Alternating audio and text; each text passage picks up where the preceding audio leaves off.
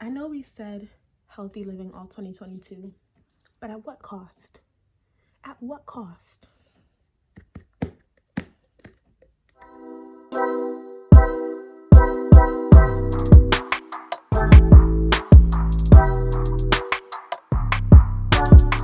Hey y'all, welcome back to another video. It is your girl Ray, and before I get started, I just want to say thank you so much. No, I'm sorry. Thank you guys so much for all the love on the last video. Definitely surpassed all of my expectations. And I just want to say a huge thank you to everybody who either reposted my channel, who reposted the video, like who showed love, like the likes, the comments, everything. I love it. I love you guys. Thank you. Okay. Now, as we move on, as you guys can tell by the title, this is going to be a story time about the time that I performed on The View. If you don't know what The View is actually like a daytime television show, and it consists of women sitting down giving their viewpoints on things. But at the time, it was the cast, at least that I remember, was Whoopi, DJ from Full House, I don't remember her full name, and Raven-Symoné. Okay, now let me get started and tell y'all how it happened. So I remember I was in high school. I was actually a freshman in high school, and it was about January, I believe. I think it was January, like the very beginning of January. And my choir director, I went to music school, so that kind of explains why we perform / sang with, I'll get into it. But basically my choir director, he called a few of us into a room and was like, hey, you know, we have got this awesome opportunity to perform on The View for a gospel artist. And y'all already know me. Like I told y'all, I'm a very big believer in my Lord and Savior Jesus Christ. So I was just like, what? Gospel artist? Like, who is it? Who is it? Who is it? And he was like, it's a gospel artist named Kirk Franklin. I'm pretty sure some of you guys know him. Me? Y'all, white sheet, okay? I wanted to pass out. You know, your parents always be like, oh, celebrities are people too. Not in that moment. In that moment, I was just like, Kirk Franklin? I mean, I'm not in the generation of people who just know like Smile and Beyond. No, I'm talking about Kirk Franklin and the family. Tamala, man. Tamala and David. Silver and gold. The reason why. Glory, hallelujah. Like, I mean, I knew Kirk. So we got the sheet music, and it was a song for his new album. The album, you know, where he's sitting like this.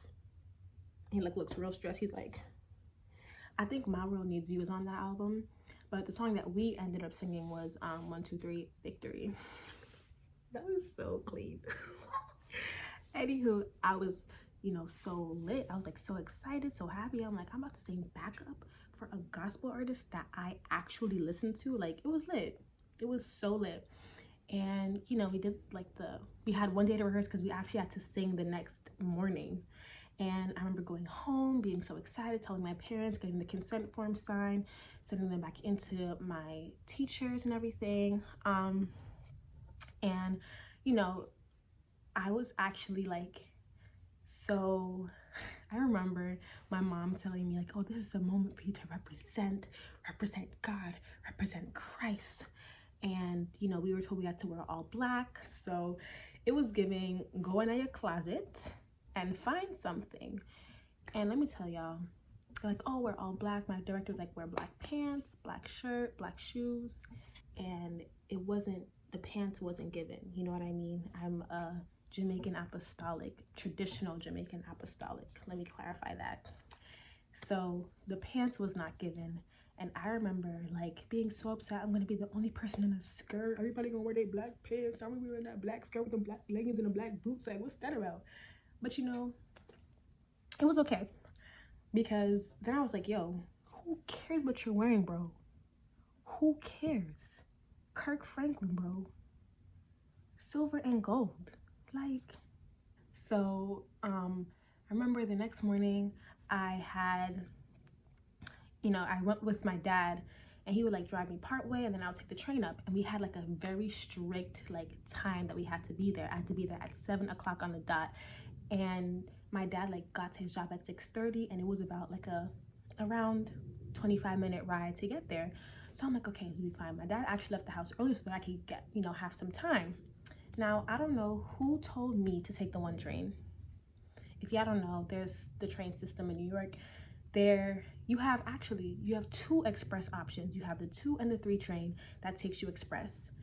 Me, I'm like, let's get on the local train. Yeah, that's gonna be a vibe.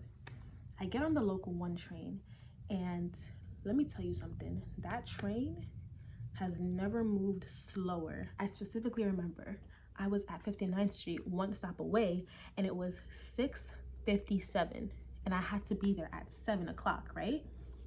Y'all, stressed is not even the word for it. So when I get off the next stop, it's like 6:59. I'm running.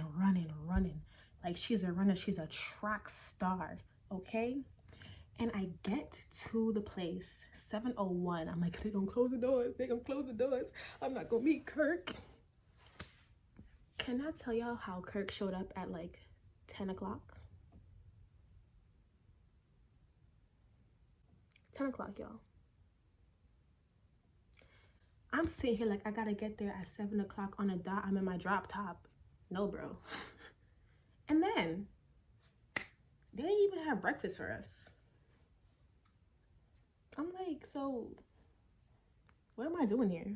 So after we had completed all of our rehearsals and everything, we, you know, were backstage with Kirk, and I remember some of us were teaching him how to Millie Rock. And by some of us, I mean, we were teaching him how to Millie Rock, you know? And it was actually, he was really entertaining. He was really funny. He was really nice and kind to us. I mean, he's Kirk Franklin. Like, he didn't have to talk to us, honestly. But, you know, like, I was just like, oh my God. Like, we took some pictures with him. If I could find them, I'm gonna insert them. But y'all, it was so fun. Like, I was just like, I remember I had it all in my head from home. Like, I was planning, I was gonna be like, hey, Mr. Franklin, how's David and Tamala? You know, like, I haven't really seen much of them since Meet the Browns, and I just want to know how, like, they doing, you know? I had this entire plan to go speak to this man. And when he was there, I was just,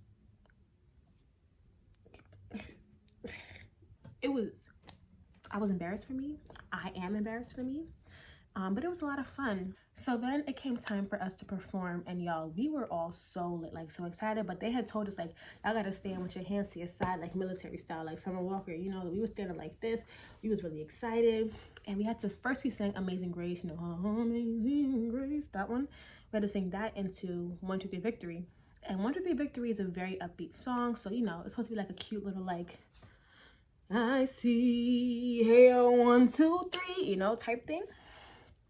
And, you know, it was a lot of fun. And, like, you know, as we practiced for, after a while, like, we were supposed to go to the front with him and, like, dance and vibe or whatever.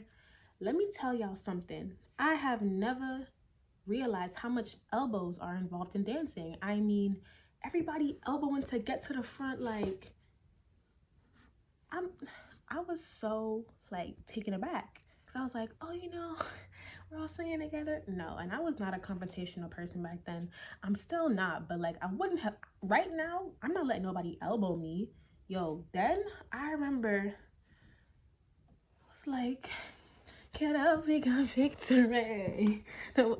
Like, yo, the weapons was being thrown at me, right at me, bro. It was so intense. But, you know, we had so much fun. And I remember, like, after that, you know, we performed. Raven Simone came out. She was talking to Kirk. We was all like, in the camera, like, we just did that. And we was so lit. We was so happy. And then, boom, the show was over. And y'all, and can y'all guess who else was the guest star that day? Curtis. And I am telling you, I'm not going. You're the best man I'll ever know. I mean, the Jennifer Hudson herself. We was, I mean, and I say we was all white sheet, y'all. Took a picture with her, and it was like, it was a vibe. Like, you know, we were really that like those kids, you know what I mean? Like, sure, people probably felt bad for us because we was, but like we was really that group of kids. Like we just murdered it, like murder on the beat, so it's not nice. It was such a great day. And I remember when we were leaving, there was another guest star, and this guest star, I mean, like for me, she was really like, it was like kind of life-changing to meet her because when I was younger, I went to like a majority white school, and you know, like every single time we learn about new racial figures, everybody gotta ask you if you know them. And I remember my teacher actually gave me a book on this individual person and was just talking about like how she made a difference in her environment, even though she was the only one that looked like her. And it really encouraged me. And so, you know, when there was like, oh, Ruby Bridges is pulling out of her car, we was like, where? So we actually got to meet Ruby Bridges, like the Ruby Bridges herself, y'all. Even though she kind of gave us like the Celine Dion vibe. She was in the car kind of like, look at these kids. Like, look, roll up the window. Look at these Negroes, you know. But she did stop to talk to us, and it was so nice. Like the whole day was a vibe. I literally remember like the rest of like the next 2 months we was riding that high. Even like our friends who knew Kirk Franklin but weren't there, even they were like, nah, y'all goated. And just, yo, being a celebrity in high school, like, come on. Like walking down the hall like, oh, you want my autograph? Like, are you talking to me? Oh, me? Oh, yeah, it was just a little performance or whatever. Like, yeah, it was no biggie. Just sang with Kirk Franklin. I don't know if you know him. He's a really famous gospel artist, won a couple Grammys and stuff. Yeah, nothing big, nothing major. Yeah, you know. It was just such a great experience. But it's so funny because like ever since then I felt so personally responsible for everything that they've done in the public eye. Like when Kirk Franklin was cussing out his son on the phone, I was just like, yo, I had to call him up, like, yo, like, what are you doing, bro? Like, it's not giving Kirk and a family, it's giving Kirk and no family. Like, what's going on, you know? And the Omarion challenge, I don't even know. Like, in God's house though, bro, like, relax. But yes, thank you guys so much for watching this video. I hope you guys have enjoyed my little story time on the time that I sang on The View with Mr. Franklin, Kirk himself. And yeah, if you guys would like, it would do me so good if you would leave a comment down below just to give me some feedback, or to tell me you liked the video, or to tell me you hated the video, or you know, to just say something. Like, I'll respond. And give the video a big thumbs up. Go like the video. If you haven't already, you guys can subscribe to my channel, because I would like it if you would do that. And yeah, I hope you guys stay tuned for all the other videos that I have coming up for you all. And that is that. Bye, y'all.